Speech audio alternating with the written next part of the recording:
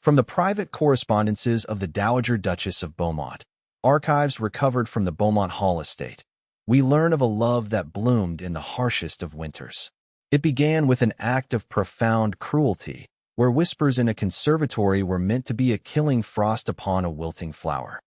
The ballroom was a universe of crushing silk and suffocating perfume, a galaxy of glittering diamonds where Alara, Viscountess Blackwood, was a forgotten moon, orbiting a cold and distant sun. Her husband, Viscount Alastair Blackwood, was that sun, and his light shone on everyone but her. She stood near a pillar draped in ivy, the fabric of her pale silver gown a whisper against the cool marble. It was a dress from 2 seasons past, a fact Alastair had noted with a contemptuous curl of his lip before they had even departed their stifling London townhouse. He had called it the color of dishwater, a fitting shade for a wife who had brought him a respectable but ultimately insufficient dowry and, worse, had failed to produce an heir. Alara had long ago learned to make herself small, to retract her thoughts and her presence until she was little more than a piece of the decor, easily overlooked. Her mind, a place of vibrant curiosity and sharp intellect, was a secret garden she tended in private. In public, she was quiet, sensible Alara, the plain wife of a handsome, ambitious viscount. She endured the condescension of his mother, the Dowager Viscountess, a woman whose face was a permanent mask of disapproval, and she weathered the casual cruelty of Alastair himself, a man who treated her less like a partner and more like a poorly performing investment. Her only true solace was in the study of botany, in the delicate architecture of a petal or the stubborn resilience of a root. In her books, she found a world that made sense, a world of order and growth that stood in stark contrast to the chaotic, barren landscape of her marriage. Tonight was the annual Blackwood Ball, the pinnacle of Alastair's social striving. It was an event funded not by their dwindling resources, but by a precarious mountain of debt he was certain he could conquer with the right connection. This ball was not a celebration, it was a marketplace, and Alara knew, with the chilling certainty of a creature that has learned to sense the coming winter, that she was the goods he was most eager to discard. He moved through the crowd with a predatory grace, his smile a brilliant, empty thing reserved for titled ladies with fortunes far exceeding her own. She watched him bow low over the hand of Miss Aurelia Fairchild, an heiress whose laughter was as loud and glittering as the jewels at her throat.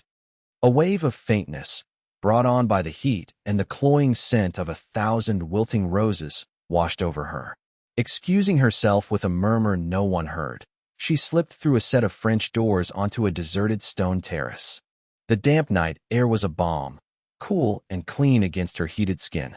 She sought the deeper shadows of the attached conservatory, a glass house filled with wilting orchids and gasping ferns, neglected plants she longed to rescue. It was there, hidden behind a large, dusty palm, that she heard the voices that would shatter the final, fragile pane of glass protecting her heart. It was Alastair, his tone a wretched parody of intimacy, speaking with Miss Fairchild and her formidable mother. "The Viscountess," he said, his voice dripping with a feigned, weary sorrow. "Ah, poor Alara. A delicate constitution, you see, and so terribly plain. She feels things so acutely, but produces so little of value." The words were a physical blow, each one a stone cast with deliberate aim. Miss Fairchild tittered, a sound like shattering glass. Her mother, Lady Fairchild, was more direct. "A man of your station requires a vibrant and productive lineage, Lord Blackwood. A barren branch must be pruned if the tree is to flourish." Then came Alastair's final, killing stroke, the pronouncement of her sentence. "Indeed, I have already made arrangements. There is a dreadful, ruined property of mine in the north, a place called Greyfell. It is nothing more than stone and mud and ceaseless rain. I shall send her there. The country manor is your punishment," I told her in no uncertain terms. "She can wither there among the weeds. Out of sight, out of mind. It will be her cage, and I shall finally be free to pursue a more fruitful union." He was not just discarding her. He was sentencing her to a slow, isolated death of the spirit. He was casting her into the dark so that his own star might shine brighter.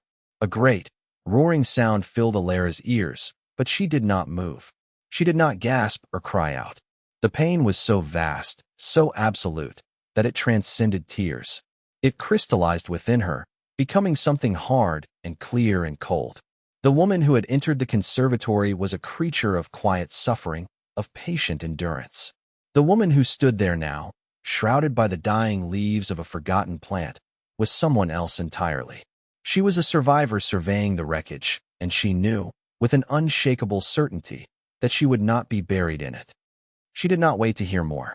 With a composure that felt utterly alien, as if it belonged to a queen she had only read about in books, she turned. She pushed aside the palm frond and walked out of the conservatory, her back ramrod straight. She re-entered the ballroom, a ghost returning to her own haunting. The music swelled, a mockery of gaiety. The candlelight seemed harsh and interrogating. She kept her chin high, her gaze fixed on a point far beyond the gilded walls of her prison. Her dignity was a shield, the only weapon she possessed. She would not give them the satisfaction of her collapse. She would not break. And from a shadowed balcony overlooking the entire glittering spectacle, a man who had sought his own refuge from the suffocating press of society watched her. He had seen her slip out to the terrace. He had heard every venomous word exchanged in the glass house. And now, he watched her return, not as a victim, but as a soldier leaving a battlefield, wounded but unvanquished. Duke Alaric Beaumont, a man known to all as the Duke of Winter, a recluse forged in grief and hardened by power, felt a flicker of something he had not felt in a decade. It was not pity. It was a profound, arresting respect. Duke Alaric Beaumont was a name spoken in hushed, reverent tones throughout the ton. He was a phantom who possessed more land, more wealth, and more influence than any three other peers combined. His attendance at any social function was so rare as to be a historical event, and his presence at the Blackwood Ball had sent ripples of shock and speculation through the room. He was a man carved from granite and shadow, his face a severe, handsome mask that betrayed nothing of the legendary tragedy that had shaped him, the loss of his beloved wife and infant son in a fire that had consumed a wing of his ancestral home years ago.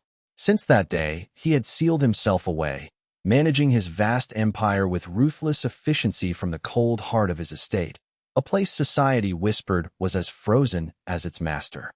He had not come for the dancing or the champagne. He was there to silently observe Viscount Blackwood, a man whose finances he had been quietly investigating for months.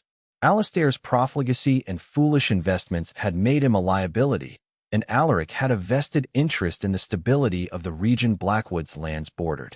He had intended to remain an unseen observer, a collector of information. But then he had seen her. He had noticed Lady Blackwood before, at other gatherings. She was like a single, perfect wildflower in a hothouse of garish, cultivated blooms. Unassuming, possessed of a natural grace that outshone all the manufactured beauty around her.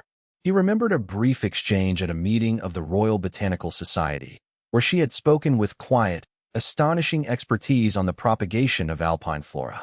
Her intellect had surprised and intrigued him. Now, having witnessed the breathtaking cruelty of her husband, that intrigue hardened into a cold, protective fury. He watched Alastair, puffed up with his perceived triumph, approach his wife near the pillar. The Viscount, emboldened by his secret pact and too foolish to sense the shift in his wife's demeanor, decided to twist the knife of her humiliation publicly. "My dear," Alastair said, his voice loud enough for those nearby to hear, "that gown. It truly is the color of a stormy sea. How appropriate, for a woman with such a dreary disposition." A few sycophants snickered. Alara did not flinch. She simply looked at him, her eyes clear and empty of the affection he had never valued anyway. That was when the Duke of Winter descended. He moved from the balcony shadows with a silent, deliberate grace that drew every eye. The air grew cold around him, the chatter dying as if frozen mid-syllable. He stopped before the Viscount and his wife, his height and sheer presence diminishing Alastair to a petulant schoolboy. "Viscount," Alaric's voice was not loud, but it possessed a quality of chipped ice that cut through the ballroom's warmth. "You mistake resilience for fragility, a common error among men of your limited caliber." A collective gasp rippled through the onlookers. It was a public rebuke from the most powerful man in the kingdom. Alastair paled, his smug expression crumbling into disbelief and fear. Alaric paid him no further mind. He turned his gaze to Alara, and for the first time, she saw something other than glacial severity in his dark eyes. It was a flicker of understanding, a deep, resonant empathy. He offered her his arm, a gesture of unimpeachable formality that was, in this context, an act of open rebellion against the established order of the room. "Lady Blackwood," he said, his voice softening almost imperceptibly. "The air in here is quite stale. Allow me to escort you out." Without a word, Alara placed her trembling hand on his proffered arm. The fabric of his coat was fine, cool wool, and beneath it, his arm was like solid oak. As he led her through the stunned, parting crowd, she felt a profound and dizzying shift in the world. She had walked into this room of possession. She was leaving it under the protection of a king. The silent, grand exit was an earthquake, and the social ruin of Viscount Blackwood had just begun. Alistair, consumed by a venomous cocktail of public humiliation and private rage, did not delay in executing his threat. He was too cowardly to confront the Duke, so he directed the full force of his fury at the only target he had left. The very next morning, Alara was bundled into a drafty carriage with a few trunks of her plainest clothes and sent north, banished to Greyfell Manor. Alistair did not see her off. His final communication was a curt, cruel note left on her breakfast tray. "Enjoy your punishment in the wilderness. Do try not to bore the sheep." He imagined her arriving to a crumbling ruin, broken and weeping, left to rot in miserable isolation. He could not have been more wrong. The journey was arduous, the roads little more than muddy tracks as they wound deeper into the stark, beautiful landscapes of the northern fells. When the carriage finally crested a hill and Greyfell came into view, Alara's heart did not sink. The manor was exactly as Alistair had described it, a severe, Gothic structure of dark gray stone, hunched against the wind under a perpetually bruised sky. It was neglected, certainly. Slates were missing from the roof, and ivy had clawed its way over the windows like a desperate hand. But it was not dead. It was solid. It was real. And most importantly, it was hers. Her prison was to be her sanctuary. She was met at the door by Martha, an elderly housekeeper with eyes as gray and knowing as the local stone, and a skeletal staff of 2 others. They had expected a weeping, defeated fine lady. They found instead a woman with a strange, quiet light in her eyes, who asked not for a warm bath, but for a tour of the grounds. And it was there, behind the main house, that Alara found her purpose. A vast walled garden, at least 3 acres in size, lay choked and sleeping under a blanket of thorns, weeds, and years of neglect. The skeleton of it was magnificent. Old brick walls, the ghost of a central path, a collapsed glasshouse, and several ancient, gnarled fruit trees that still clung stubbornly to life. It was a garden that had been loved once and could be loved again. It was a reflection of her own soul. The first weeks were a blur of hard, satisfying labor. She traded her silk gowns for sturdy wool and leather gloves. Alongside a gruff, initially suspicious gardener named Silas, whose skepticism melted into grudging respect as he witnessed her knowledge and tireless work ethic, she began the monumental task of reclamation. They cleared the rampant briars, uncovered the lost flagstones of the paths, and pruned the old roses back to their living wood. She found her hands blistered, her muscles aching, and her spirit soaring. Every weed pulled was a cruelty uprooted. Every patch of cleared earth was a space for new life. 1 month into her exile, a large, unmarked crate arrived by cart. Inside, cushioned in straw, was a collection of the finest gardening tools she had ever seen. Polished steel spades, sharp-bladed secateurs, and forks with smooth ash handles. There was also a carefully packed box containing dozens of paper packets of seeds, rare varieties of delphinium, heirloom climbing roses, and hardy northern herbs. There was no card, no sender's name. Alara's heart hammered against her ribs. She knew. 2 weeks later, another delivery arrived. This time it was bolts of warm wool fabric, several thick, soft shawls, crates of preserved fruits and jams, and a dozen leather-bound books on horticulture and garden design. These were not acts of charity. They were acts of profound, silent understanding. He was not sending for her. He was fortifying her. He was giving her the tools she needed to build her own kingdom. This quiet, observant care was more intimate than any flowery compliment Alistair had ever paid her. It was a conversation held across hundreds of miles, a shared secret between two solitary souls. Spring bled into a cool, bright summer. The garden, under Alera's devoted stewardship, began to awaken. Rows of vegetables grew strong and green. The ancient apple trees blossomed with a defiant, fragrant vigor. The first of the roses, a deep crimson climber she had painstakingly rescued, began to unfurl its petals against the warm brick of the southern wall. She had lost track of the London season, of the world of whispers and judgments. Her world was the scent of damp earth, the buzz of bees, and the steady, quiet rhythm of growth. He arrived on a Tuesday in late June. She was on her knees, her hands deep in the soil, coaxing a new bed of lavender into life, when a shadow fell over her. She looked up, shielding her eyes against the sun, and saw him standing at the edge of the path. The Duke of Winter looked utterly out of place in his perfect, dark riding coat, yet completely at home in the quiet solitude of her garden. He was not looking at the manor, or at her dirt-smudged face and plain dress. He was looking at the riot of resurrected life around them, and his expression was one of raw, unguarded awe. "You have performed a miracle here, Lady Blackwood," he said, his voice softer than she had ever heard it. "I only gave it a chance to heal, Your Grace," she replied, rising and wiping her hands on her apron. It had strong roots. He walked with her along the reclaimed paths, listening as she pointed out the different plants, her voice animated with a passion he had only glimpsed once before. Finally, they stopped by the crumbling wall of the old glass house. He turned to her, his composure finally cracking. "I confess," he said, his voice low and strained. "I was the one who sent the supplies. I could not bear the thought of you, wanting for anything." "I know," she said simply. A long silence stretched between them, filled only by the hum of insects and the rustle of new leaves. "My late wife, Lenora," he began, the name a stone he had carried in his throat for a decade. "She was a botanist, a far more brilliant one than I. The gardens at Beaumont Hall were her creation, her sanctuary. After the fire, I locked the gates. I could not bear to look at them. I let them fall to ruin. A winter of my own making." He looked at Alera, his eyes filled with a pain so profound it stole her breath. "When I saw you, when I heard you speak of plants with such life, and then when I saw how that brute treated you, I saw her spirit, that same quiet strength, the ability to create beauty in a world that can be relentlessly cruel. You woke something in me, Alera, something I thought was buried with her." It was a confession that laid his soul bare. But he was not finished. He had a more practical revelation, one that spoke of his strategic, protective nature. "Your husband's debts have grown," he said, his tone shifting back to the familiar, decisive Duke. "His pursuit of Miss Fairchild has made him reckless. I have spent the last few months ensuring that I am his sole creditor.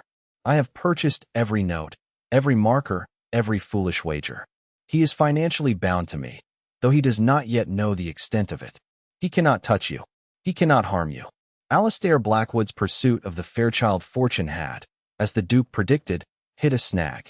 Lady Fairchild, a shrewd woman beneath her social bluster, had grown wary of the whispers surrounding the Viscount's finances. The engagement was put on an indefinite hold, a polite but firm rejection that sent Alastair into a spiral of panic. His creditors were closing in, their letters growing more demanding by the day. Desperate, he began to liquidate his few remaining assets. It was then that a stray piece of gossip reached him, a report from a traveling merchant about the miraculous transformation of the Greyfell estate. The merchant spoke of blooming gardens and repaired roofs, of a property resurrected. Alastair's greedy, suspicious mind immediately leaped to a wild conclusion.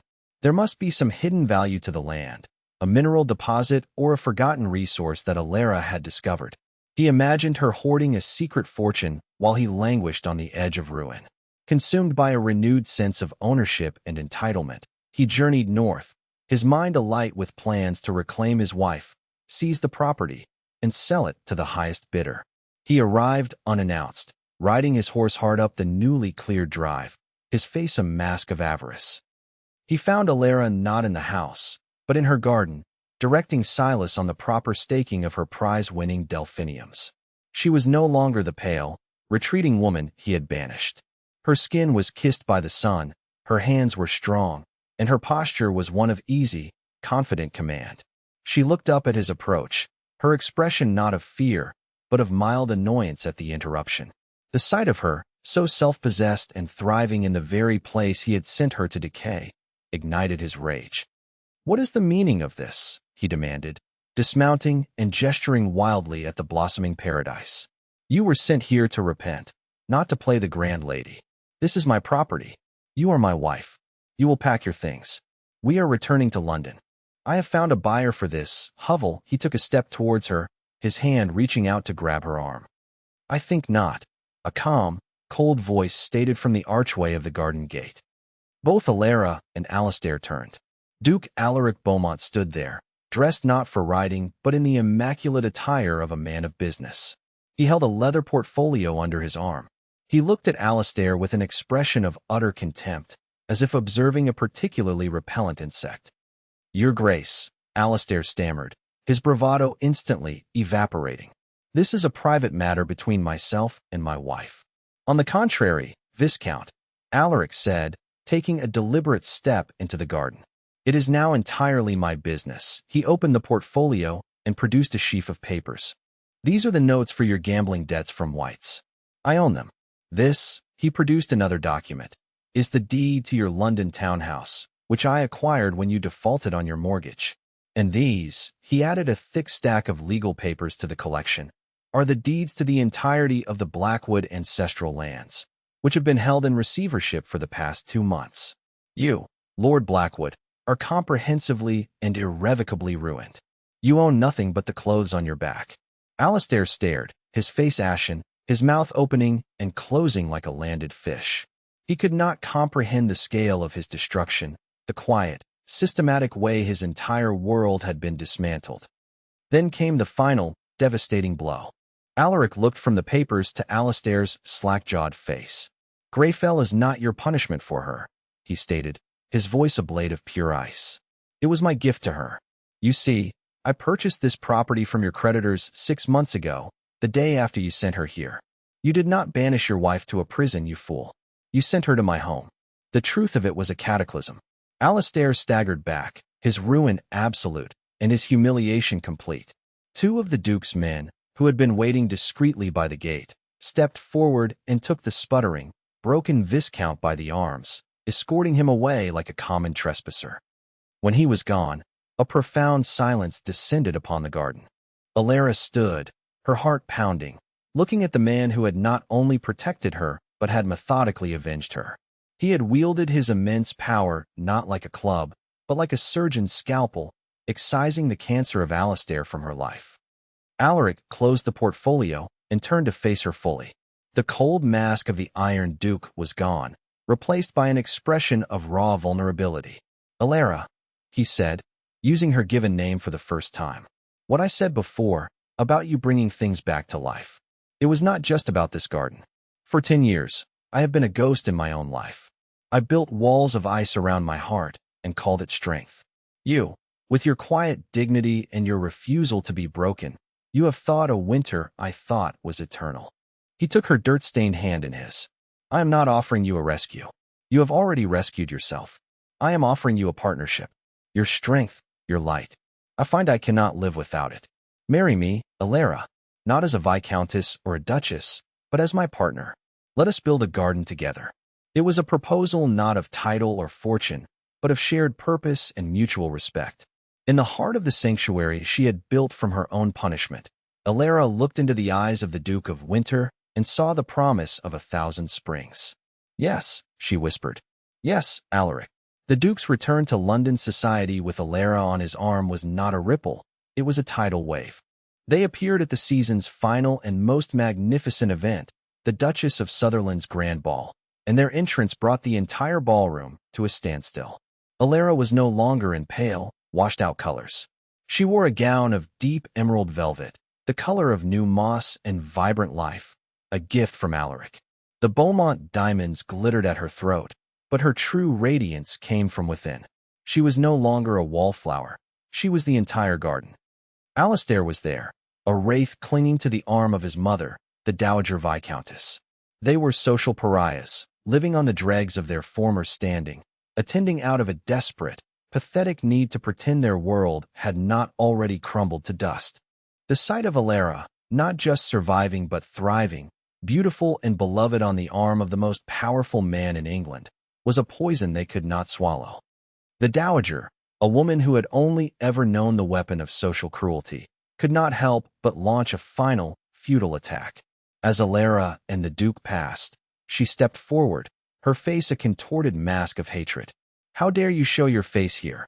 she hissed, her voice a venomous whisper that still managed to carry in the sudden silence. "You, a barren, useless creature who brought ruin upon my son." Before Alara could even react, Alaric moved, placing himself slightly in front of her, a silent, immovable shield. He did not raise his voice. He did not need to. He simply looked down at the Dowager Viscountess with cold pity. "Madam," he said, his voice carrying to every corner of the hushed room, "you are mistaken. I am announcing my engagement to Lady Alara Blackwood, whose annulment from your son, on the clear grounds of his cruelty, abandonment, and infidelity, is being finalized as we speak." A collective gasp went through the room. He let the shock settle before continuing, his voice calm and methodical. "As for ruin, let us be clear about its source." He nodded to his solicitor, who was waiting discreetly near the entrance.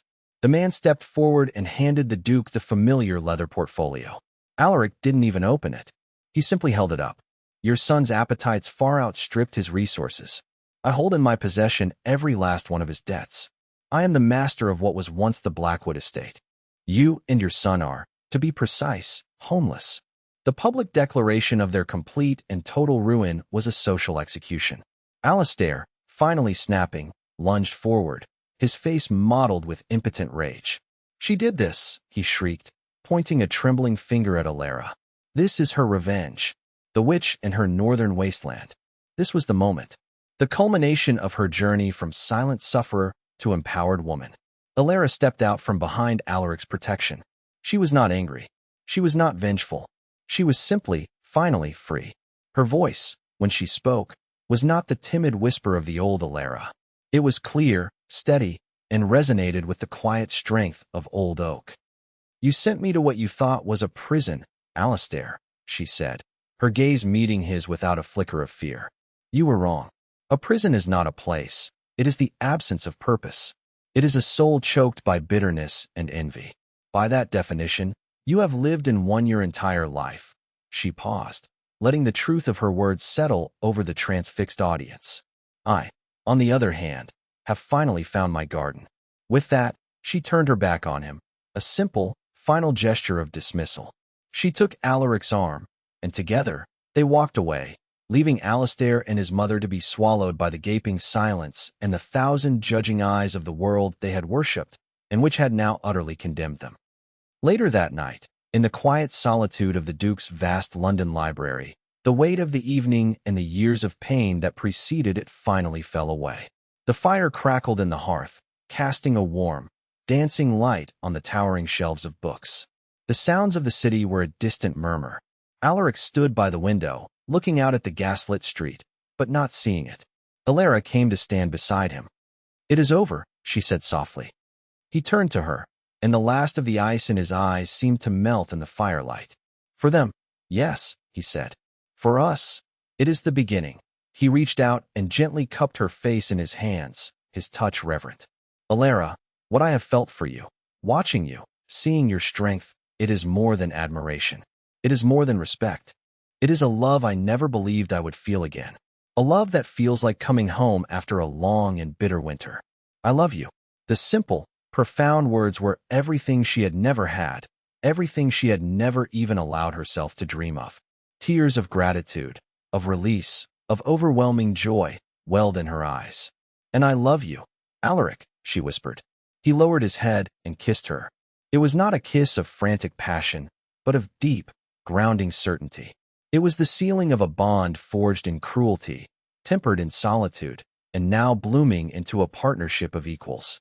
It was a promise of a shared future, a life to be built and tended together.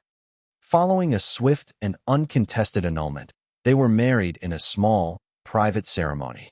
They did not linger in London, a city of ghosts and painful memories. They journeyed instead to Beaumont Hall, the Duke's magnificent, sprawling ancestral home, a place he had occupied but had not truly lived in for a decade.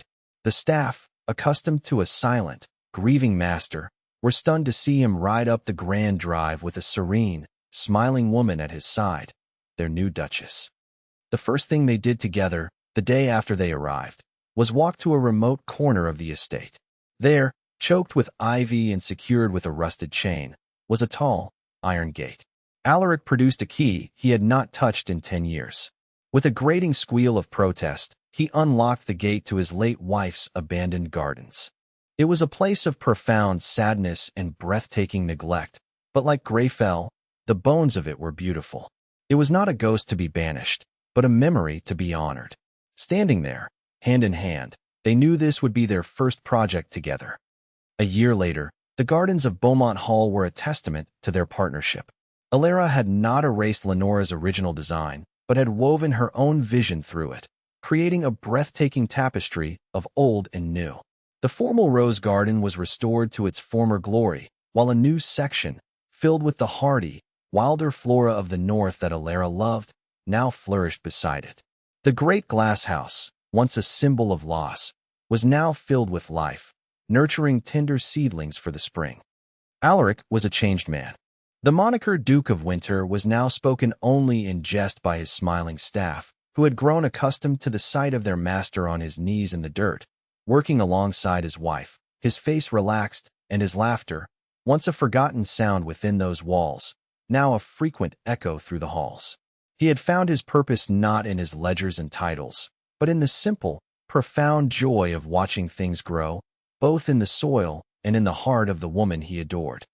A letter arrived one afternoon from Alaric's solicitor. Alara read it aloud as they sat on a stone bench overlooking a sea of blue delphiniums. It contained the final update on the Blackwoods. Alistair, after a failed and humiliating attempt to find work, had fled to the continent with his mother, where they lived in a damp, rented cottage in a forgotten corner of Wales, their social and financial ruin absolute and permanent. Alara folded the letter, feeling not triumph, but a quiet, final peace. Their chapter was closed.